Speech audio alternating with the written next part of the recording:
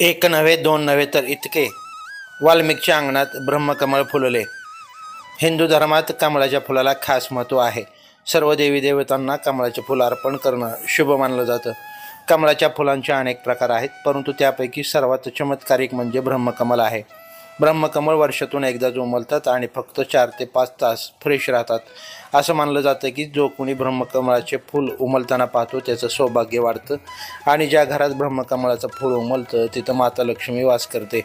ज्योतिषशास्त्रामध्ये ब्रह्मकमळाचे महत्त्व सांगणारे काही उपाय सांगितलेले आहेत।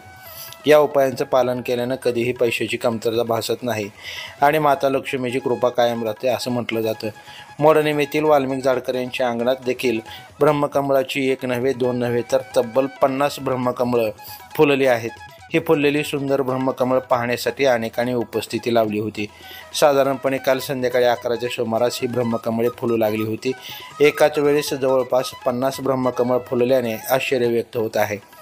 ब्रह्मकमळ फुलल्यानंतर वाल्मिक जाडकर व सौ वर्षा जाडकर यांच्यासह संजय शेळके, सौ अनिता शेळके, दीपक सुर्वे, सौ मनीषा सुर्वे, त्याचबरोबर रतन जाडकर, सरिता राऊत, माधुरी डोंगरे, संगीता गिड्डे, चंपाबाई जाडकर, श्यामल काटकर, राजनंदिनी काटकर, ऋतुजा डोंगरे यांनी फुललेल्या ब्रह्मकमळांची पूजा केली।